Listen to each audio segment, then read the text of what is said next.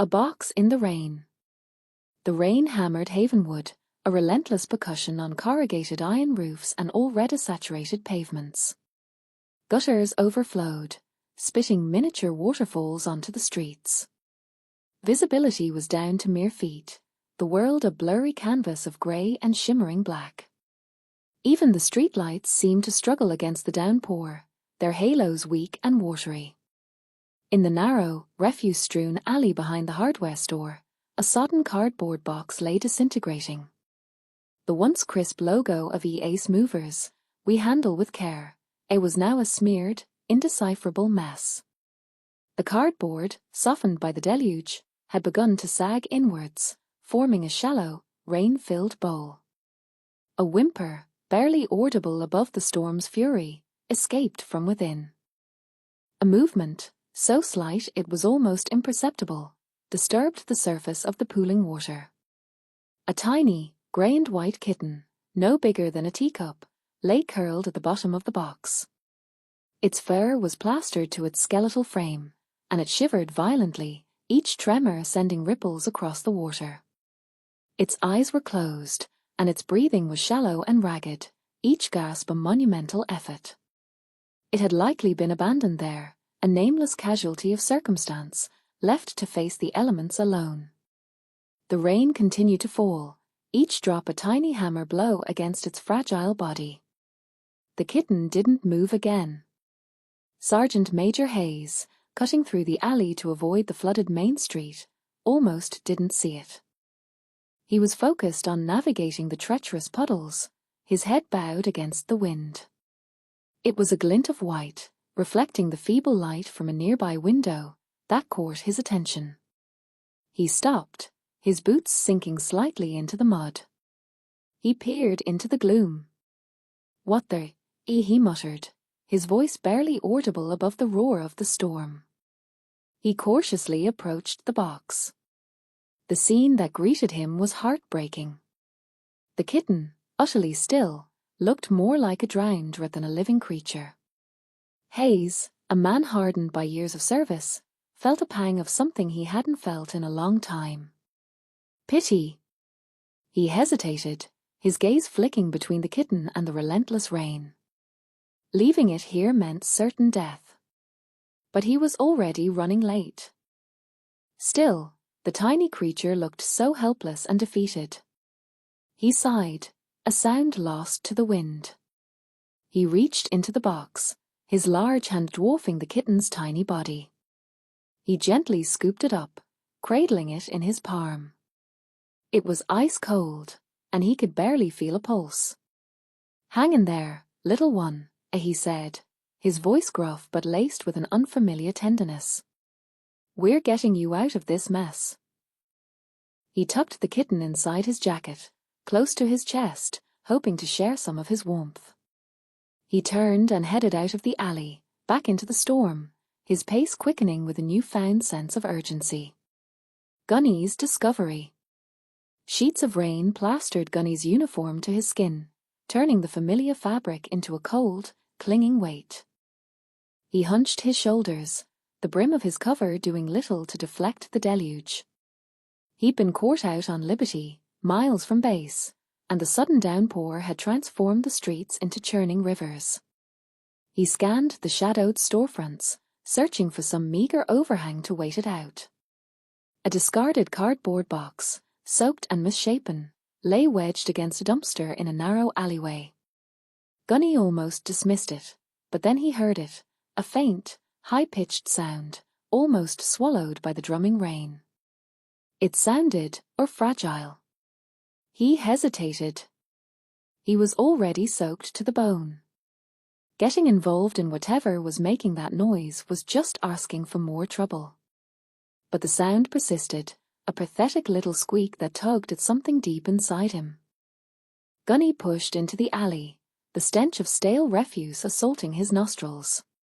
He approached the box cautiously, his hand instinctively moving towards the Glock holstered at his hip, a habit ingrained from years in combat zones.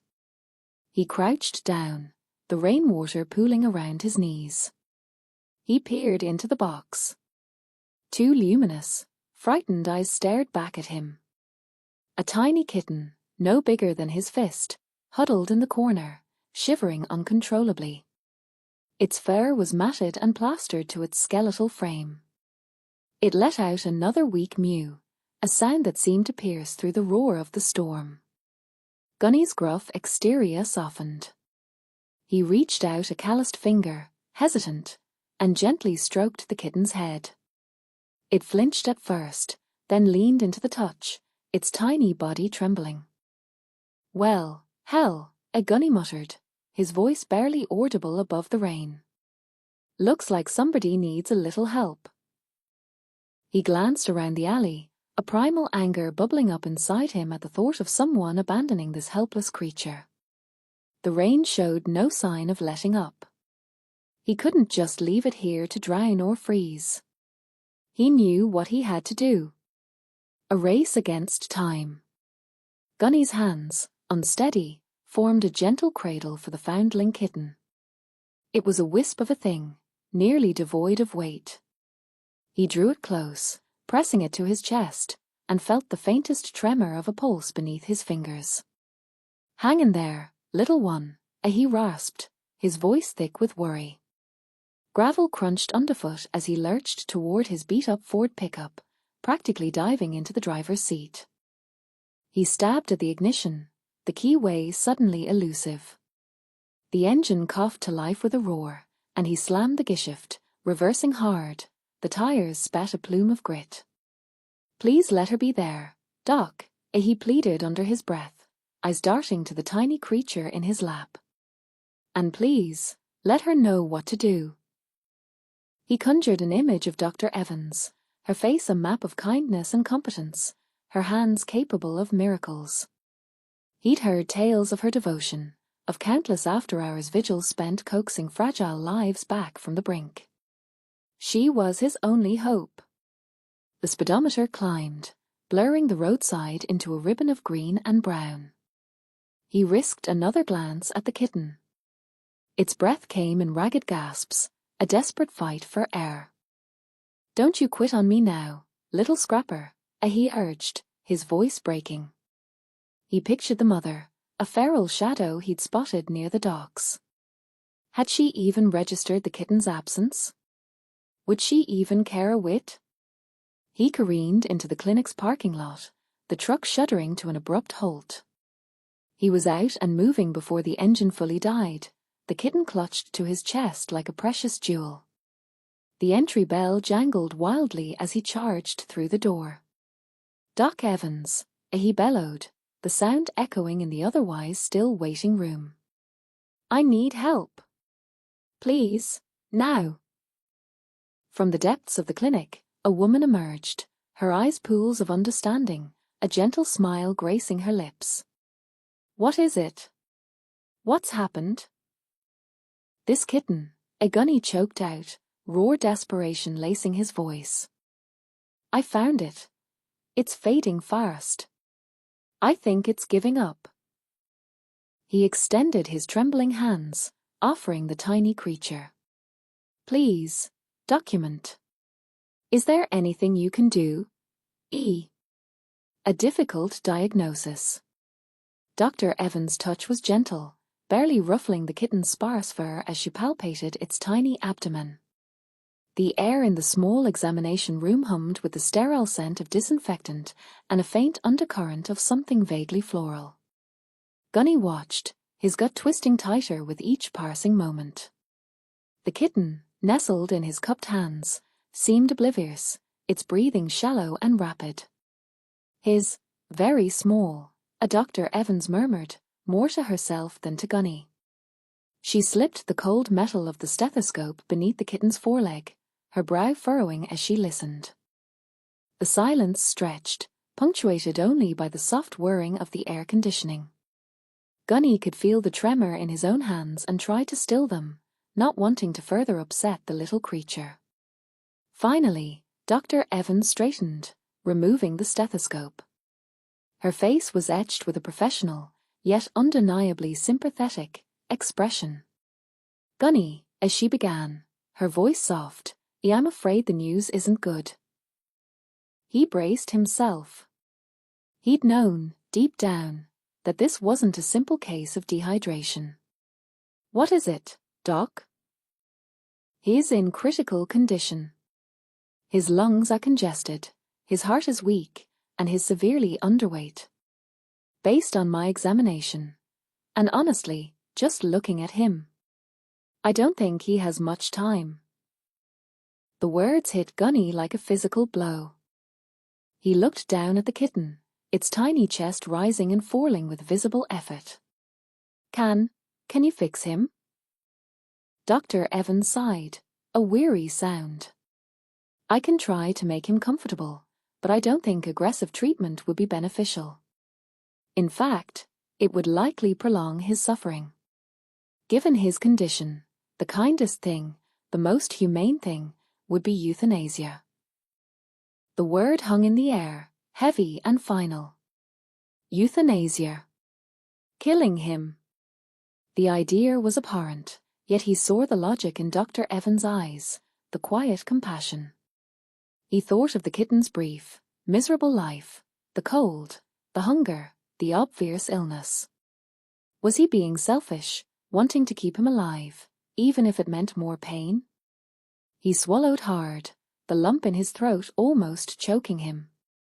There's really nothing else?" Dr. Evans shook her head gently. "I'm so sorry, Gunny. He's very, very sick." She paused, then added, Sometimes, the kindest thing we can do is to ease their suffering." Whispers and tears. Gunny knelt on the cold tile floor of the vet's office, the tiny kitten nestled in the crook of his arm. Its breathing was shallow, a faint rattle accompanying each weak inhale. He stroked the soft, downy fur behind its ears, his calloused fingers surprisingly gentle. "Easy there, little one," he murmured, his voice thick with unshed tears. "You're okay. You're safe now." The kitten, barely bigger than his hand, didn't react, its bright blue eyes clouded with pain. Gunny continued to whisper, a stream of meaningless reassurances, promises of sunshine and chasing butterflies in fields of catnip, stories he'd heard his own grandmother tell.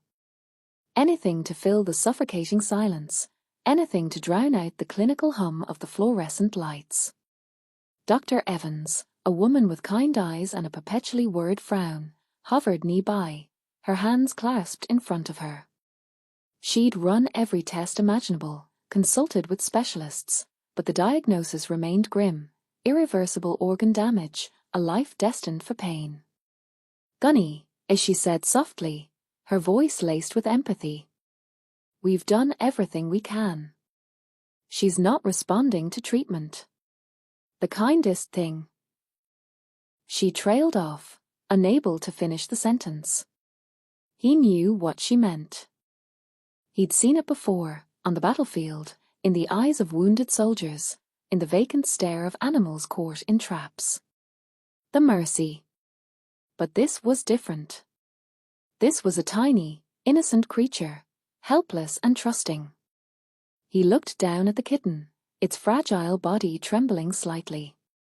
"She's not going to get better, is she?" he asked, his voice barely a whisper. Dr. Evans shook her head sadly. "No, Gunny. I'm so sorry." A tear escaped, tracing a path down his weathered cheek. He tightened his grip on the kitten, burying his face in its fur.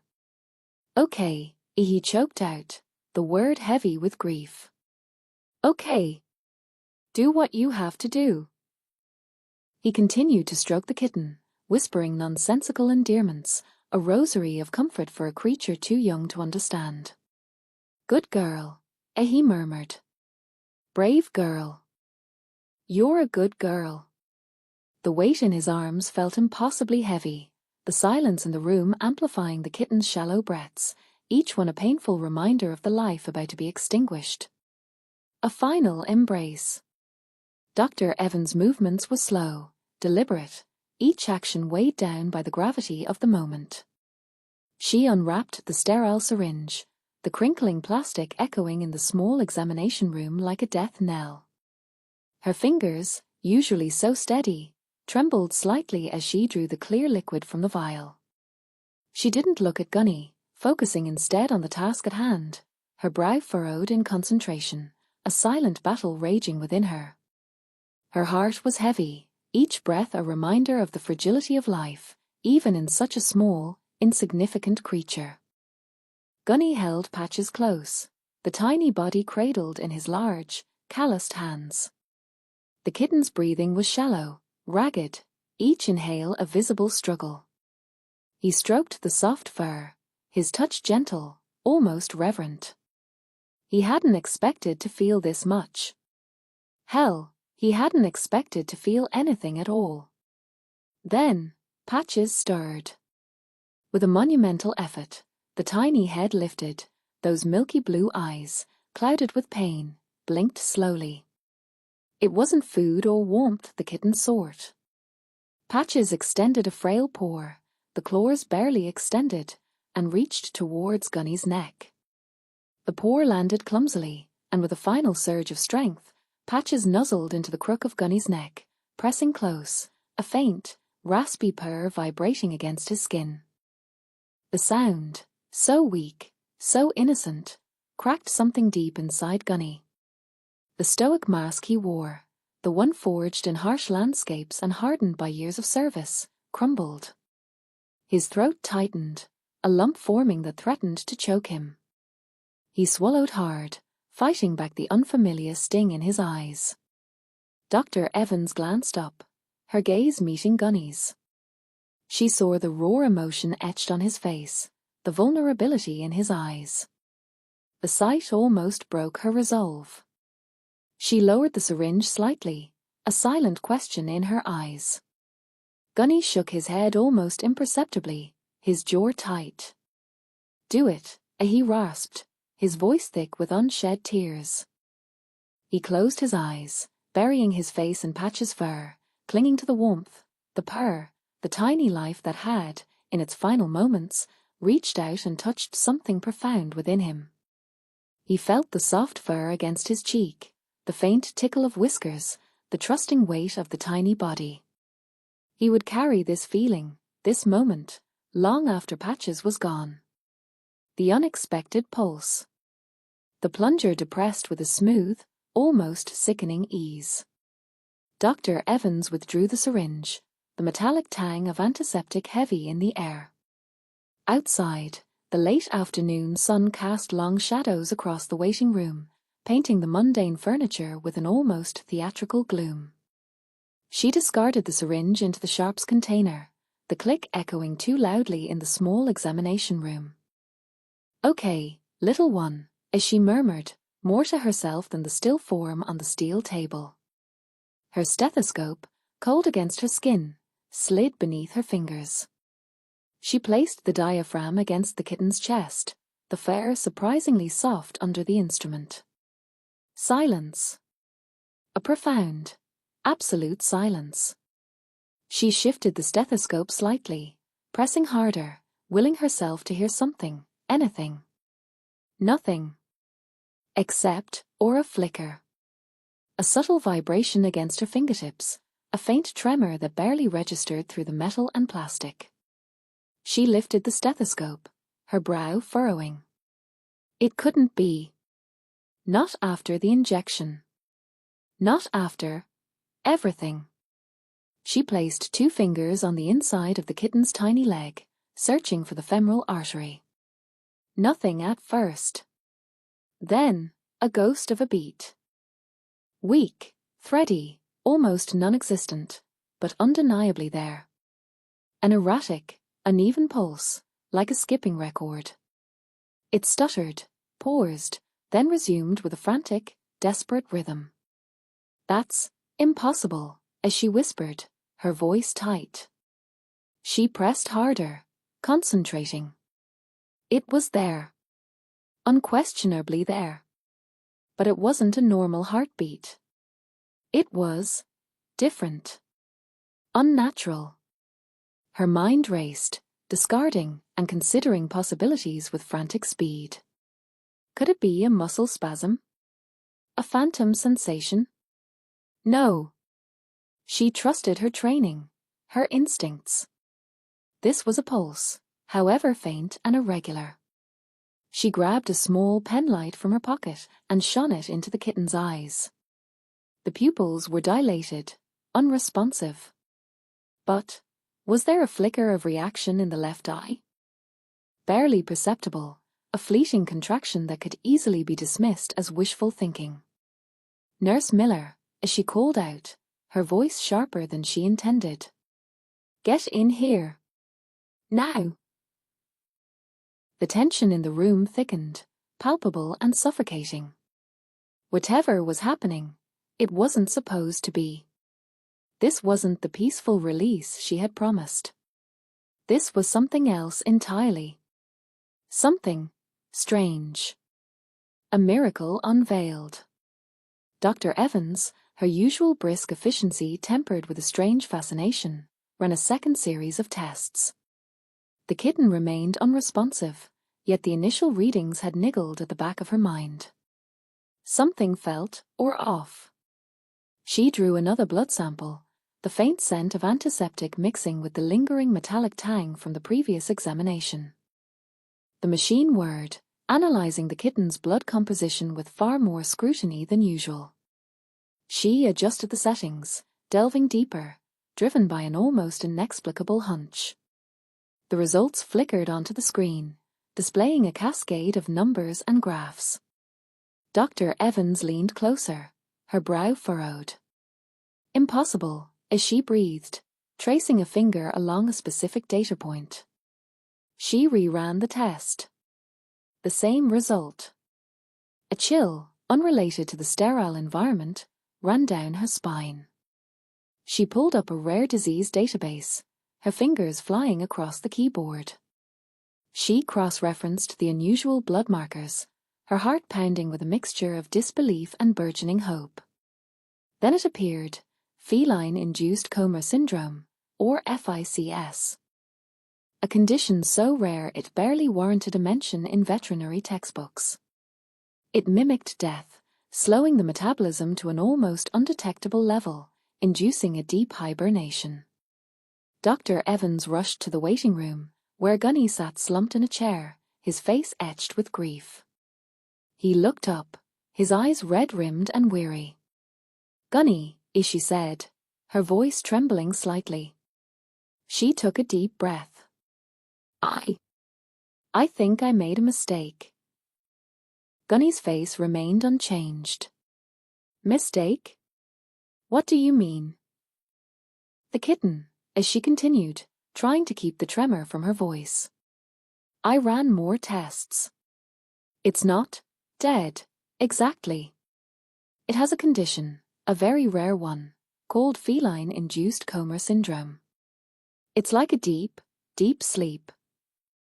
Gunny stared at her, his expression slowly shifting from disbelief to cautious hope. Are you saying? I'm saying, a Dr. Evans confirmed, a genuine smile finally breaking through her professional mask, that there's a chance. A good chance. The kitten is in a coma, but it's not dying. It's hibernating. A single tear tracked down Gunny's weathered cheek.